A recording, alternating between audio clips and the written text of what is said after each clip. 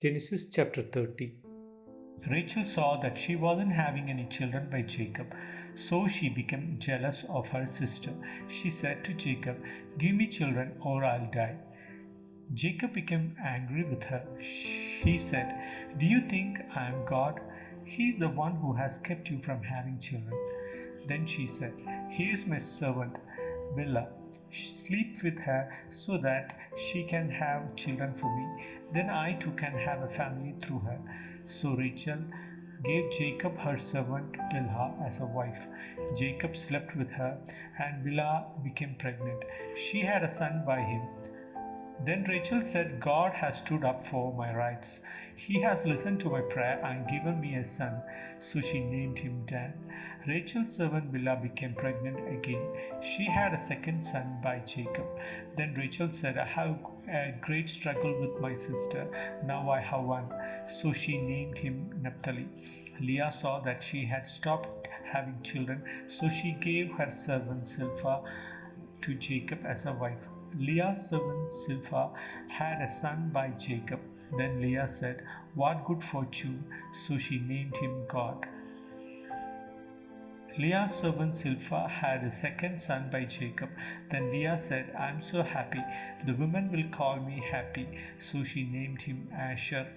While the wheat harvest was being gathered, Reuben went out into the field. He found some mandrake plants. He brought them to his mother Leah. Rachel said to Leah, "Please give me some of your son's mandrakes."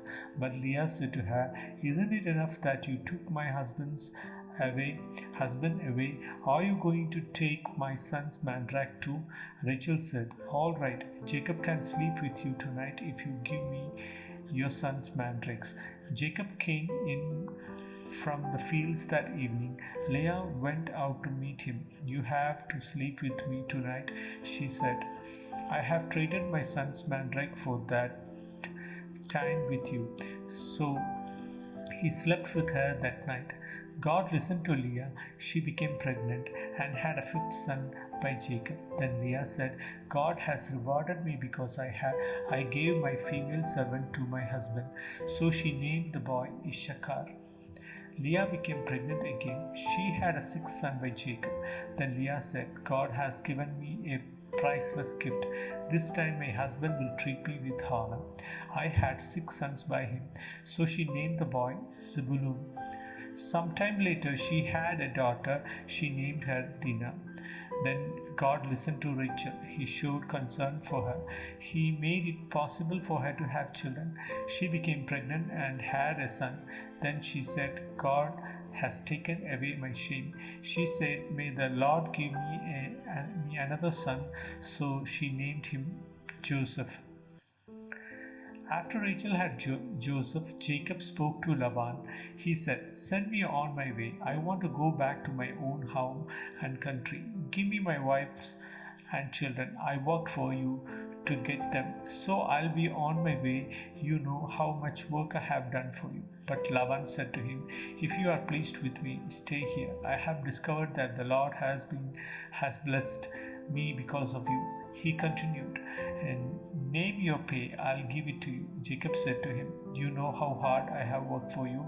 You know that your livestock has done better under my care. You had only a little before I came, but that little had become a lot. The Lord has blessed you everywhere I have been. But when can I do something for my own family? What should I give you?" Laban asked. "Don't give me anything," Jacob replied. "Just do one thing for me. Then I'll go on taking care of your flocks and watching over them. Let me go through all your flocks today. Let me remove every speckled or spotted sheep. Let me remove every dark colored lamb. Let me remove every speckled or spotted goat. They will be my pay. My honesty will be a witness about me in days to come. It will be a witness every time you check on what you have paid me. Suppose I have got that doesn't have speckless spots, or suppose I have a lamp that isn't dark colored, then it will be considered stolen." I agree, said Laban. Let's do what you have said. The same day, Laban removed all the male goats that had stripes or spots. He removed all the female goats that had speckles or spots. They were the ones that had white on them. He also removed all the dark colored lambs. He had his sons taken care of them. Then he put a journey of 3 days between himself and Jacob. But Jacob continued to take care of the rest of the Laban's flock. Jacob took freshly cut branches from poplar, almond, and plane trees. He made white stripes on the branches by peeling off their bark. Then he placed the peeled branches in all the stone tubs where the animals drank water. He placed them there so they would be right in front of the flock where they came to drink. The flocks were ready to mate when they came to drink, so they mated in front of the branches, and the flocks gave birth to striped, speckled, or spotted little ones. Jacob put the little ones of the flock to one side by themselves, but he made the older ones face the striped and dark-colored animals that belonged to Laban. In that way, he made separate flocks for himself. He didn't put them with Laban's animals. Every time the stronger females were ready to mate, Jacob would place the branches in stone tubs. He could place them in front of the animals so they would mate near the branches. But if the animals were weak, he wouldn't place the branch there. So the weak animals went to Laban and the strong ones went to Jacob. That's how Jacob became very rich. He became the owner of large flocks. He also had many male and female servants, and he had many camels and donkeys.